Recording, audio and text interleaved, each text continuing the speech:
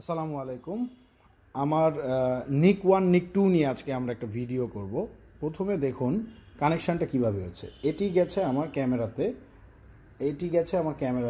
এই যে পিউই পোর্ট থেকে, এটা একটা পিউই সুইচ, এবং এই কেবলটা এই দিক থেকে গিয়ে এই দিক দিয়ে গিয়ে এই যে ক্যামেরাতে কানেক্টেড।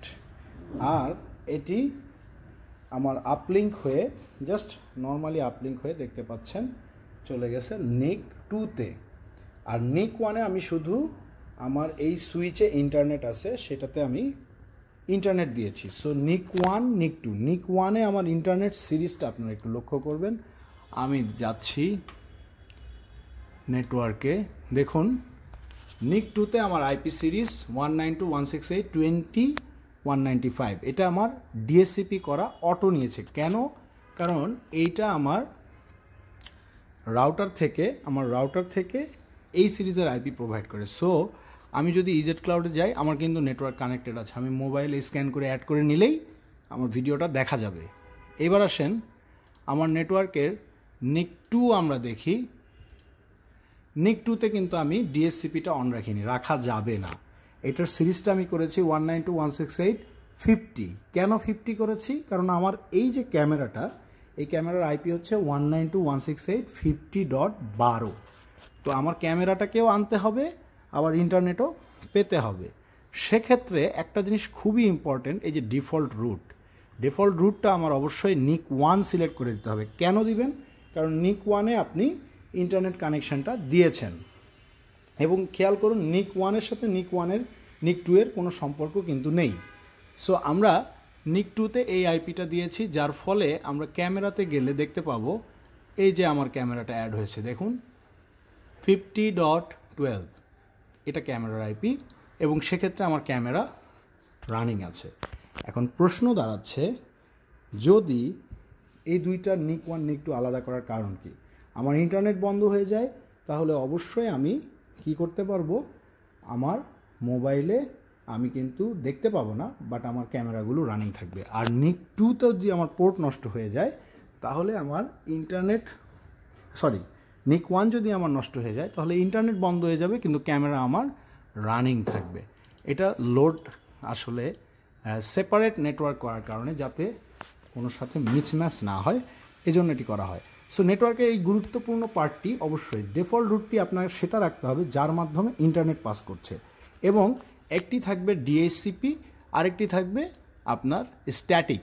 আপনি চাইলে দুটিই স্ট্যাটিক করতে পারেন, কিন্তু নিক 1 এবং নিক 2-এর আপনার আইপিটা ডিফারেন্ট হতে হবে। এবার আসুন, এই যে ওয়ার্কিং মুড দেখছেন, মাল্টি অ্যাড্রেস থেকে আমরা যে লোড ব্যালেন্স করি, সেক্ষেত্রে দেখতেই পাচ্ছেন বাইন্ডিং 1 মানে নিক 1 নিক 2 সেম হয়ে যাবে। আপনি যতই আলাদা নেটওয়ার্ক করেন না কেন, সমপরিমাণ হয়ে যাবে। কিন্তু এক্ষেত্রে আমার কিন্তু এখন ক্যামেরাটা চলে যাবে। কেন যাবে? কারণ আমার ক্যামেরার আইপি সিরিজ 50, কিন্তু আমার ডিএসসিপিতে 20 নেবে, কারণ আমার রাউটার থেকে 20 করে দেয়া।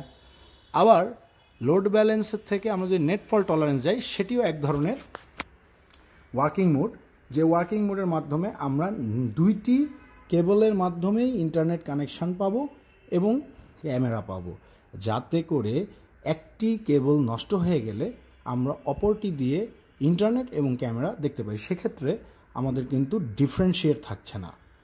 সো এই বিষয়টি আরও বিস্তারিত জানার জন্য আমি পরবর্তীতে এই ভিডিওর পরের অংশেই এই বিষয়ে বিস্তারিত আলোচনা করব, আপনাদের কিছু ছবি দেখিয়ে। ধন্যবাদ।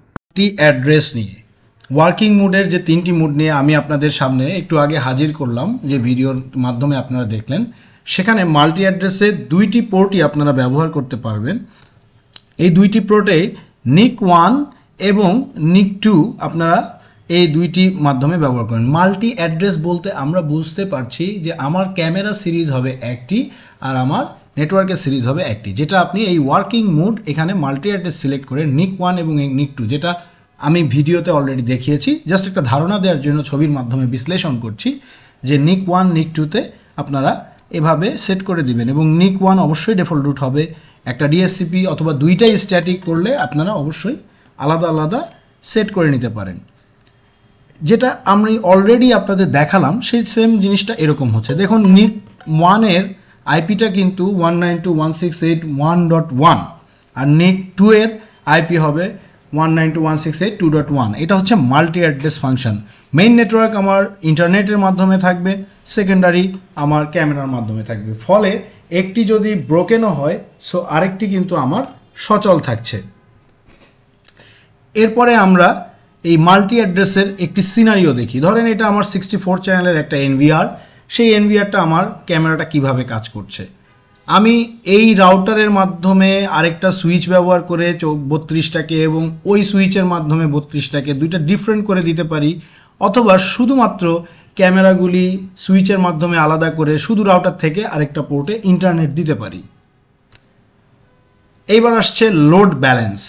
লোড ব্যালেন্সের ক্ষেত্রে ঘটনাটা কি ঘটবে, দুইটি পোর্টই আমরা ইউজ করব একই নেটওয়ার্কে, এবং সেক্ষেত্রে আমরা ওয়ার্কিং মোডটা লোড ব্যালেন্স এখান থেকে সিলেক্ট করে দিব, এবং সিলেক্ট করে দেওয়ার ফলে দেখতে পাচ্ছেন যে আমার 64টি ক্যামেরা একটি 64 চ্যানেলের এনভিআরে দুইটি কেবলের মাধ্যমেই একই সাথে যখন রানিং থাকবে তখন আমার এই নেটওয়ার্কটাকে ব্যালেন্স করবে।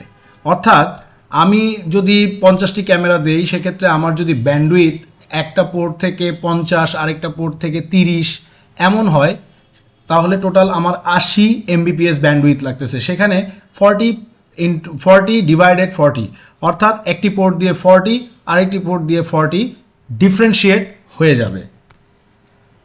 এবারে আসতেছে net fault tolerance. Net fault টলারেন্সের ক্ষেত্রে আপনারা দেখতে পাচ্ছেন আমরা যখন এই জায়গাটায় নেট ফল্ট টলারেন্স সিলেক্ট করে দেব ওয়ার্কিং মোড, তখন আমাদের বাইন্ডিং হয়ে যাবে। নিক 1 এবং নিক 2 দুটো বাইন্ডিং হয়ে একটি পোর্টে রূপান্তরিত হবে।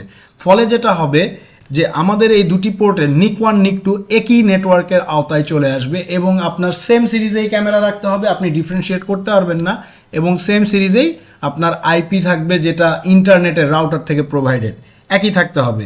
এটা সুবিধা হচ্ছে যে আপনার যদি একটি নেটওয়ার্ক কাটা পড়েও যায়, একটি পোর্ট নষ্ট হয়ে যায়, তাহলে আরেকটি পোর্টের মাধ্যমে আপনি ক্যামেরা পাবেন। সেক্ষেত্রে অবশ্যই এমবিপিএস বা ব্যান্ডউইথের ইস্যুটা আপনাকে খেয়াল রাখতে হচ্ছে। এটি হচ্ছে তার সিনারিও। সো ধন্যবাদ। সর্বশেষ যেটা বলতে চাই, মাল্টি অ্যাড্রেস সর্ববৃহৎ ব্যবহৃত এই কারণেই হয়ে থাকে যে আমরা নেটওয়ার্কের ইস্যুটাকে সবসময় ডিফারেন্ট করে রাখতে চাই, যেটা আপনারা প্রিভিয়াসলি ভিডিওতে আমার শুরু থেকে ভিডিওটি যদি দেখে থাকেন সেখানে সম্পূর্ণ বর্ণনা দেওয়া আছে। আশা করি বুঝতে পেরেছেন। কোথাও সমস্যা হলে ভিডিও দেখে আপনারা সমাধান করতে না পারলে দয়া করে আমাকে নক করবেন। ধন্যবাদ। আসসালামু আলাইকুম।